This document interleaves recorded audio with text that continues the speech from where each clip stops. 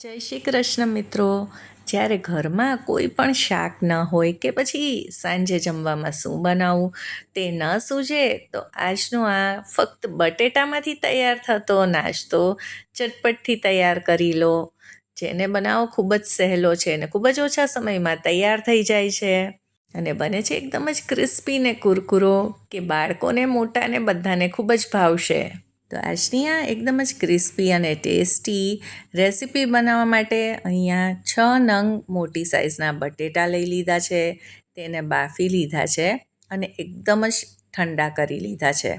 તો આ રેસીપીમાં એક ખાસ ધ્યાન રાખવાનું છે કે બાફેલા બટેટાને એકદમ જ ઠંડા કરીને પછી જ આગળની પ્રોસેસ કરવાની છે.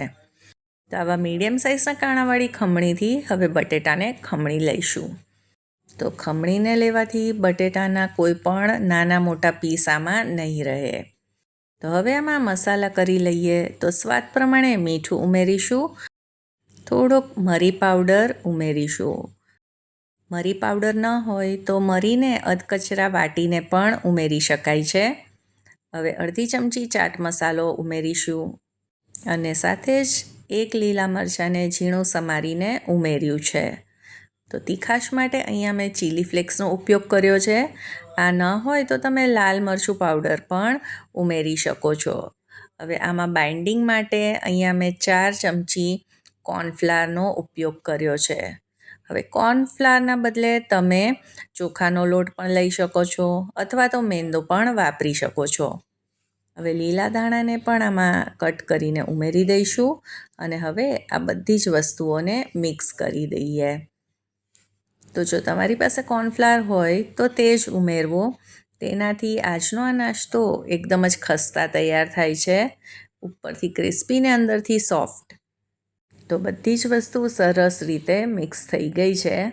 તો હવે આ મિક્સચરને આપણે ફ્રીઝમાં લગભગ 10 મિનિટ માટે રાખવાનું છે.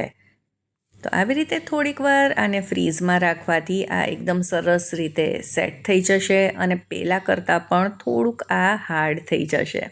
તો હવે આમાંથી આપણે નાસ્તો તૈયાર કરી લઈએ. તેના માટે હાથને તેલથી ગ્રીસ કરી લઈશું અને આ માવામાંથી આપણે થોડોક નાની સાઇઝના બોલ જેટલો ભાગ હાથમાં લઈશું અને આમાંથી આપણે રોલ તૈયાર કરવાનો છે.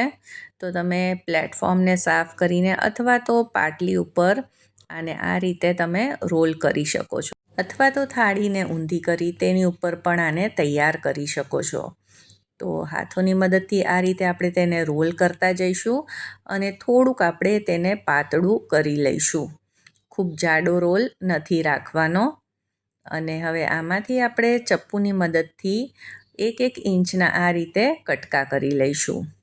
તો આજના નાસ્તામાં આપણે કંઈ પેટીસ વાળવી કે ટિક્કી કરવી એવી કંઈ પણ પ્રોસેસ નથી. ખૂબ જ ઝડપથી આ તૈયાર થઈ જાય છે.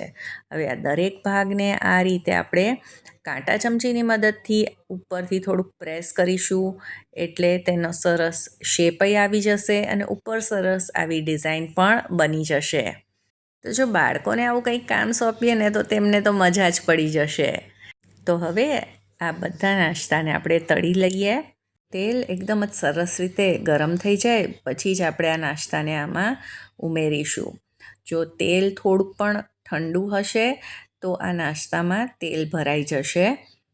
હવે તેલમાં ઉમેરીશું એટલે આ રીતે તે એકબીજાને ચોંટી જશે, પણ જેમ જેમ આ ફ્રાય થતા જશે તેમ તે છૂટા પણ પડી જશે. હવે બીજી બાજુથી પણ આપણે આને ફ્રાય કરી લઈશું. તો આને બંને બાજુથી થોડાક ગોલ્ડન અને ક્રિસ્પી થાય ત્યાં સુધી આપણે તળી લેવાના છે.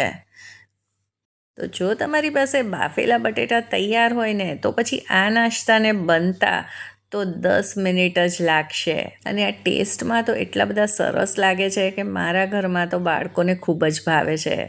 અને આ ટોમેટો કેચઅપ કે પછી ગ્રીન ચટણી બંનેની સાથે ખૂબ જ સરસ લાગશે. તો તમે પણ આ રેસીપી જરૂરથી ટ્રાય કરજો. તો જો આજની આ રેસીપી તમને પસંદ આવી હોય તો તેને લાઈક કરજો, તમારા ફ્રેન્ડ્સ અને ફેમિલીમાં જરૂરથી શેર કરજો અને આવી નવી રેસિપીઝ માટે ચાર્મીઝ ગુજરાતી રસોઈને સબસ્ક્રાઈબ કરવાનું બિલકુલ ના ભૂલતા.